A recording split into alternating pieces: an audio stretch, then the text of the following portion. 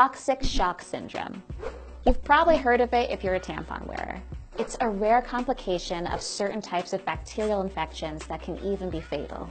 As if periods weren't fun enough already. But what exactly is toxic shock syndrome, and what do tampons have to do with it? Nameless. Toxic shock syndrome, or TSS, has been clinically described since the 1920s, but the condition received national attention in 1980 when fevers accompanied by multi-organ dysfunction and high death rates were reported in healthy young women from several states across the U.S. In fact, of the 55 cases of TSS that year, 95% were in menstruating women. And the common thread in those cases, or should I say string, was Procter & Gamble's hyperabsorbent Rely tampon, which used the food-grade thickener cellulose gum for its retentive properties. A lawsuit ultimately found P&G guilty of negligence, and the product was pulled. But as we know, tampons are still a thing.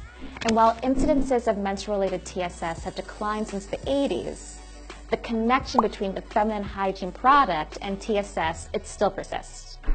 And tampon manufacturers still don't have to disclose all their ingredients. In fact, a bill advocating for this disclosure was introduced in 1999. Called the Robin Danielson Act, it has been rejected 10 times. But before we dive in, let's just get one thing out of the way. TSS is incredibly rare. Only about 1 out of every 100,000 people will get it annually. Yeah, I said people. That's because TSS doesn't just affect menstruating women. Men, children, and non-menstruating women can get it too. But tampon use does increase risk. And that's why we're here anyway. So here's how that works. TSS is caused by the release of poisonous substances from an overgrowth of bacteria, but tampons can give this bacteria a breeding ground and an entryway into the bloodstream. It's thought that the insertion and removal of tampons can cause microscopic tears in the vaginal wall.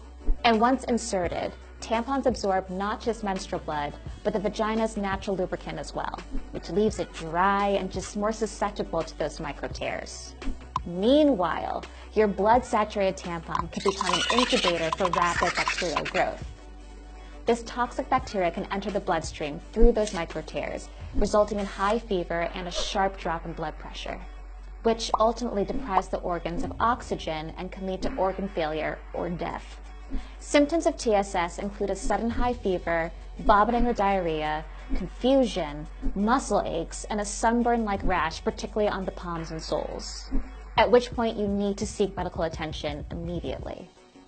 Now, before you start throwing out all of your tampons, it should be noted that according to the U.S. National Library of Medicine, fewer than half of all TSS cases involve tampons. All you need to get TSS is staph bacteria to grow and release toxins that ultimately get into your bloodstream. And that process doesn't mandate tampon use. In fact, TSS has also been connected to burns, skin infections, and surgical incisions. But there's no denying that there is a link between tampon use and cases of TSS, which has led to continued concern about ingredients in tampons and an evolution in feminine hygiene products with sustainability and women's health as the top priorities. For example, products like menstrual underwear and cups have gained popularity in recent years for their eco-friendliness and cost-effectiveness. But if for whatever reason you still prefer tampons, be sure to use them thoughtfully and use the lowest absorbency you can get away with. Change them every 4 to 8 hours and wash your hands before and after doing so.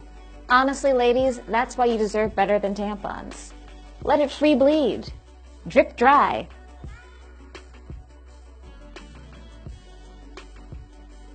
Nameless.